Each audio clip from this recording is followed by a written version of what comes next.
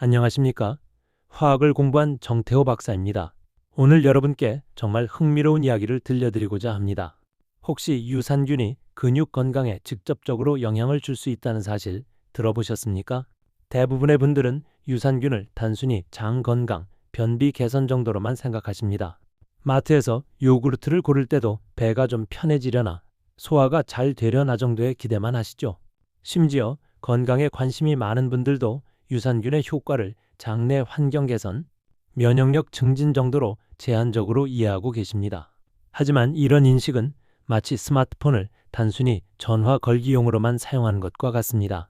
유산균의 진짜 잠재력은 우리가 생각하는 것보다 훨씬 광범위하고 놀라운 수준입니다. 저는 오늘 유산균에 대한 과학적인 사실과 통계 수치를 바탕으로 신뢰성 있는 내용을 전달해 드리려고 합니다. 끝까지 들으시면 유익한 정보와 실제 건강에 도움되는 지침을 배워 가실 수 있을 것입니다. 꼭 영상 끝까지 주의 깊게 들어주시기 바랍니다. 최근 10년간 마이크로바이옴 연구가 폭발적으로 발전하면서 장내 미생물들이 우리 몸의 거의 모든 시스템과 연결되어 있다는 사실이 밝혀지고 있습니다. 뇌와 장이 연결된 장뇌축, 면역 시스템과의 상호작용, 그리고 오늘 우리가 집중적으로 다룰 장 근육축까지 말이죠. 특히 근육과 관련해서는 정말 혁신적인 발견들이 이어지고 있습니다.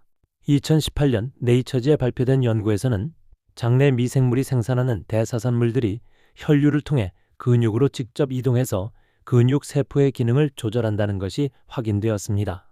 이는 마치 장에서 근육으로 보내는 화학적 편지와 같은 개념입니다. 더욱 놀라운 것은 근감소증 환자들의 장내 미생물 구성을 분석해보니 건강한 사람들과 확연히 다른 패턴을 보인다는 점입니다. 근육이 약한 노인들의 장에서는 유익한 비피도박테리움과 락토바실러스 수가 현저히 적고 대신 염증을 유발하는 병원성 세균들이 많이 발견되었습니다.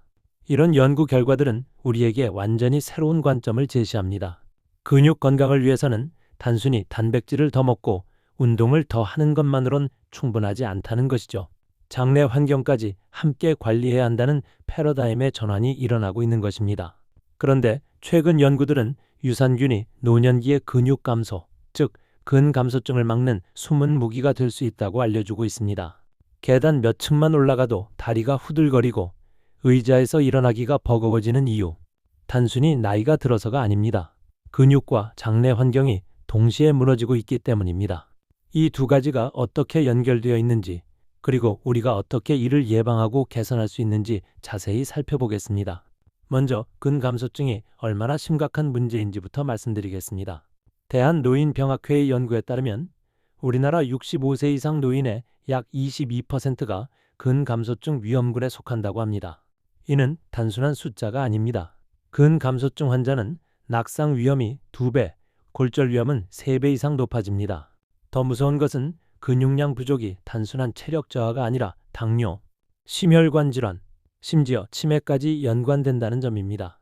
즉, 근육은 단순한 힘이 아니라 노년의 건강 수명 그 자체인 것입니다. 그런데 왜 나이가 들면서 근육이 줄어드는 걸까요? 가장 직관적인 이유는 활동량 감소와 단백질 섭취 부족입니다. 하지만 똑같이 운동하고 똑같이 먹어도 근육이 줄어드는 이유가 있습니다. 바로 우리 몸의 염증 수치가 높아지고 영양소 흡수율이 떨어지기 때문입니다. 여기서 장내 미생물의 역할이 중요해집니다. 나이가 들면서 우리 장 속의 유익한 세균들은 줄어들고 유해한 세균들이 늘어납니다. 이런 장내 환경의 변화는 만성 염증을 일으키고 이 염증이 근육을 분해하는 신호를 보내게 됩니다. 마치 우리 몸이 스스로 근육을 해체하는 것과 같습니다. 그렇다면 유산균은 어떻게 이 문제를 해결할 수 있을까요? 화학적, 생리학적 관점에서 세 가지 주요 메커니즘이 있습니다. 첫 번째는 염증 억제 작용입니다. 노화된 장내 환경은 인터류킨6, TNF-알파 같은 염증성 물질을 증가시킵니다. 이런 물질들은 근육 단백질 분해를 촉진하는 신호를 보냅니다. 유산균은 이러한 염증 물질의 생성을 억제하고 대신 항염증 물질의 생산을 늘려 근육 손실 속도를 늦춥니다. 실제로 락토바실러스나 비피도박테리움 같은 유산균들은 장벽 세포에 직접 작용하여 염증 반응을 조절하는 사이토카인의 균형을 맞춰줍니다. 이는 마치 우리 몸의 염증 조절 시스템을 재부팅하는 것과 같습니다. 두 번째는 단백질 흡수율 개선입니다. 장벽 기능이 약해지면 같은 양의 단백질을 먹어도 실제로 근육으로 가는 양은 줄어듭니다. 유산균은 장벽의 밀착 결합을 강화하고 소화효소의 활성을 높여 단백질 흡수율을 개선합니다. 특히 프로바이오틱스는 장내 pH를 낮춰 단백질 분해 효소들이 더 효과적으로 작동할 수 있게 도와줍니다. 또한 장육모의 길이를 늘려 흡수 표면적을 증가시키기도 합니다. 결과적으로 같은 양의 단백질을 섭취해도 근육 합성 효율이 높아지는 것입니다. 세 번째는 비타민과 대사산물 생산입니다. 유산균은 비타민 B군, 특히 B12와 엽산을 합성합니다. 이런 비타민들은 근육세포의 에너지 대사에 필수적입니다. 또한 유산균이 생산하는 짧은 사슬지방산, 즉 SCFA는 근육세포의 미토콘드리아 기능을 개선합니다. 미토콘드리아는 세포의 발전소라고 불리죠. 나이가 들면서 이 발전소의 효율이 떨어지는데 SCFA는 이를 다시 활성화시켜 노화된 근육에도 활력을 불어넣습니다. 특히 부티레이트라는 SCFA는 근육세포의 인슐린 감수성을 높여 포도당 이용률을 개선하기도 합니다. 이를 쉽게 비유하면 닭가슴살이 근육의 벽돌이라면 유산균은 그 벽돌을 단단히 쌓아주는 건축 인부라고 할 수 있습니다. 아무리 좋은 벽돌이 있어도 제대로 쌓을 수 있는 인부가 없다면 튼튼한 건물을 지을 수 없겠죠. 그렇다면 일상에서 어떤 음식들을 통해 유산균을 섭취할 수 있을까요? 가장 친숙한 것은 요구르트입니다. 요구르트 1컵, 약 150ml는 살아있는 유산균이 10억에서 100억 CFU 정도 들어있습니다. CFU는 Colony Forming Unit의 줄임말로 살아있는 미생물의 수를 나타내는 단위입니다. 우리나라 전통 발효식품인 김치도 훌륭한 유산균 공급원입니다. 김치 50g 정도면 다양한 종류의 젖산균을 충분히 섭취할 수 있습니다. 특히 김치의 젖산균들은 위산에 강해 장까지 살아서 도달할 가능성이 높습니다. 청국장은 단백질과 유산균을 동시에 공급하는 일석이조의 음식입니다. 청국장 50g에는 약 15g의 단백질과 함께 다양한 유익균들이 들어있어 근육 건강에 특히 좋습니다. 된장과 막걸리도 발효 과정에서 형성된 유익균들이 풍부합니다. 여기서 중요한 포인트는 유산균을 하나만 많이 먹기보다는 다양하게 섭취하는 것입니다. 우리 장내에는 수백 종의 미생물이 살고 있는데 다양한 유산균을 섭취할수록 장내 생태계가 풍부해져 효과가 커집니다. 마치 오케스트라에서 여러 악기가 조화를 이루어 아름다운 음악을 만드는 것처럼 말이죠. 실제 연구 결과들도 이런 이론을 뒷받침합니다. 일본에서 진행된 한 임상 연구에서는 65세 이상 근감소증 위험군에게 락토바실러스 보충제를 12주간 투여한 결과 근육량과 악력이 유의미하게 증가했다고 보고되었습니다.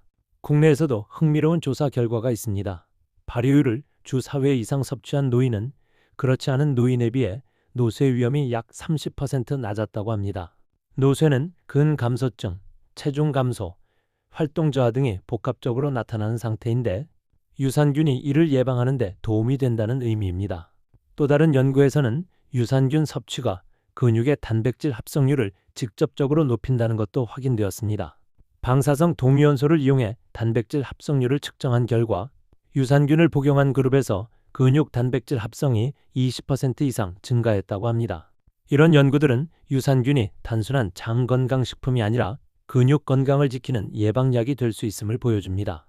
하지만 유산균만으로는 부족합니다. 근육을 건강하게 유지하기 위해서는 종합적인 접근이 필요합니다. 근육을 위한 실천 가이드를 3단계로 나눠 말씀드리겠습니다. 첫 번째 단계는 단백질 챙기기입니다. 닭가슴살, 두부, 생선 등을 통해 매 끼니 20에서 30g의 단백질을 섭취하는 것이 중요합니다. 특히 노년기에는 단백질 필요량이 젊을 때보다 더 높아진다는 점을 기억해야 합니다. 단백질의 질도 중요합니다. 필수 아미노산, 특히 류신이 풍부한 단백질을 섭취하는 것이 좋습니다. 류신은 근육 단백질 합성을 직접 자극하는 아미노산으로 계란, 유제품, 콩류에 많이 들어 있습니다. 두 번째 단계는 유산균 더하기입니다. 김치, 요거트, 청국장 등 하루 한 번 이상은 발효식품을 섭취하는 것입니다. 가능하면 다양한 종류의 발효식품을 순환하며 먹는 것이 좋습니다. 월요일은 요거트, 화요일은 김치, 수요일은 청국장 이런 식으로 말이죠. 유산균 보충제를 선택할 땐 몇 가지 기준을 고려해야 합니다. 먼저 균주의 다양성입니다. 단일 균주보다는 여러 균주가 복합적으로 들어있는 제품이 좋습니다.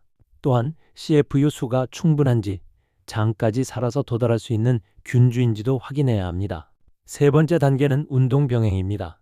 가벼운 근력 운동과 걷기를 함께 해야 시너지 효과를 낼 수 있습니다. 운동은 단순히 근육을 자극하는 것을 넘어서 장내 미생물 다양성을 증가시키는 효과도 있습니다. 특히 저항성 운동, 즉 웨이트 트레이닝은 근육량 유지에 가장 효과적입니다. 무거운 기구를 사용할 필요는 없습니다. 물병을 이용한 간단한 운동이나 자신의 체중을 이용한 운동만으로도 충분합니다.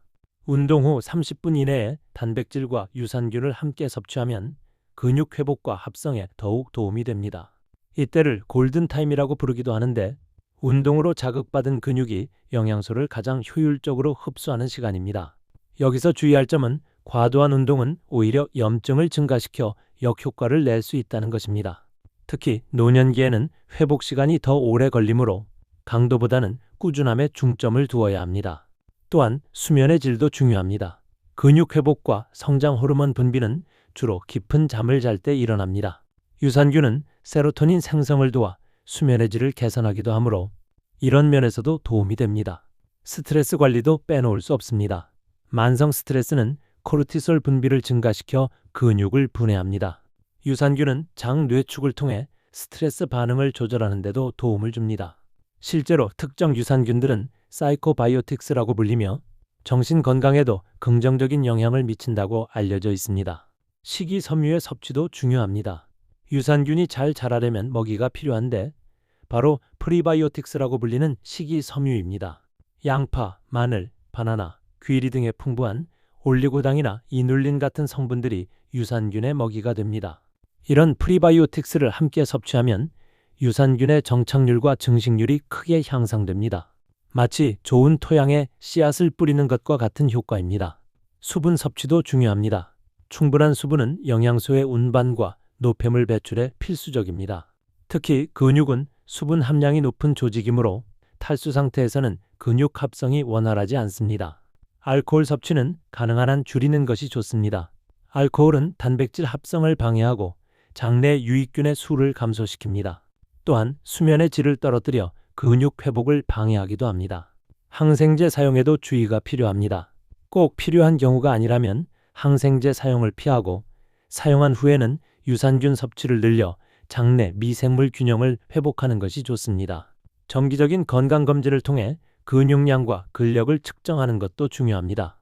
근감소증은 초기에는 증상이 미미해 놓치기 쉽습니다. 체성분 분석이나 악력 측정 등을 통해 근육 건강 상태를 주기적으로 확인해 보세요.